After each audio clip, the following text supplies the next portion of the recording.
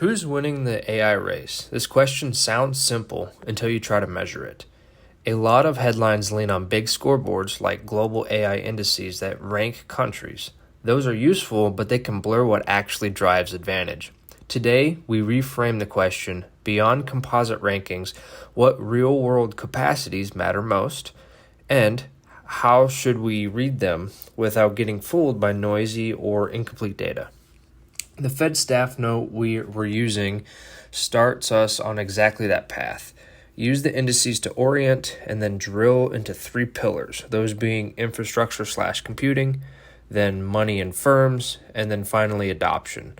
Also, be sure to read the source doc yourself. It's in the description as per usual, and let me know what your guys' main takeaways are as well. Always love the commentation back and forth.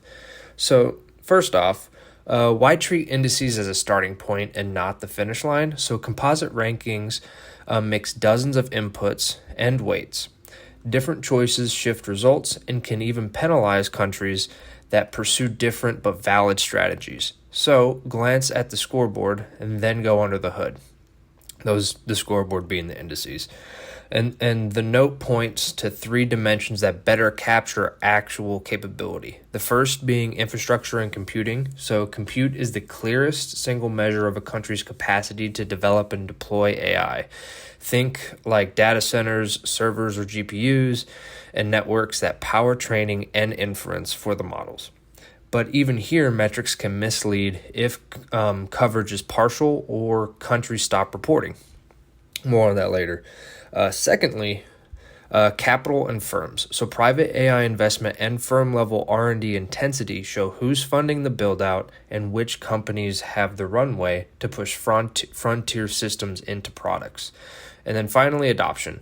Do organizations actually use AI at scale? So here, survey results often overstate the uptake, as in big AI-intensive firms are overrepresented.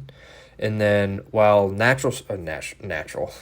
while national statistics capture a broader base, but with definitional differences that make kind of cross-country comparisons tricky, and skill-based indicators add another angle as well.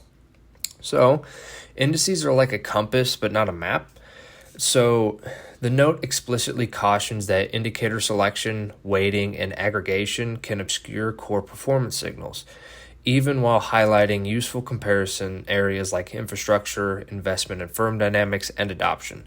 So infrastructure and compute is where the U.S. edge shows up fast. The U.S. hosts about 4,049 data centers versus about 2,250 from the EU, 484 in the UK, and then 379 in China. And then the U.S. also added 5.8 gigawatts of data center capacity in 2024 alone, as compared to about 1.6 gigawatts from the EU and 0.2 from the UK, and has about 99.9 servers per 1,000 people, all markers of deep capacity according to the source. And on the frontier, the U.S. controls an estimated 74% of observed high-end AI supercomputer compute, compared to about 14% of China and 4.8% for the EU. And these are basically the pipes and engines of modern AI. So, but we have to handle compute stats with care. So widely cited lists like the top 500 are partial and self-reported, and China stopped reporting supercomputers around 2023. That makes simple share charts fragile and can overstate others by construction, because China is inherently lower because they're not reporting them anymore. And so keep that in view whenever you see like those crisp rankings. So power is kind of the next bottleneck. Even if you can buy GPUs and build data halls, can your grid actually feed those? Right? And so U.S. data centers already account for about 8.9% of average U.S. energy use, compared to 4.8% for the EU and 2.3% for China. And it's unclear whether generation or transmission will keep up with the AI-driven demand. Meanwhile, China's installed electric capacity is much larger, which could shape where the inference growth lands. Also, money in firms, so depth matters. From 2013 to 2024, cumulative private AI investment in the U.S. topped $470 billion versus roughly $50 billion across EU countries, $28 billion for the UK, $15 billion for Canada, and $6 billion for Japan. Plus outsized U.S. shares in venture capital for data startups and generative AI. Firm level R&D intensity is also highest among U.S. ICT hardware and software firms.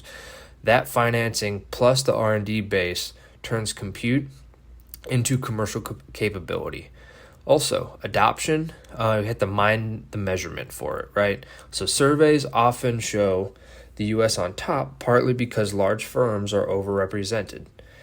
National stats include more SMEs, subject matter experts, and show lower rates. Definitions differ as well. So, for example, a U.S. biweekly survey that asks about the use in the last 2 weeks of AI versus the Eurostat's annual snapshots. So, apples to apples comparisons are hard.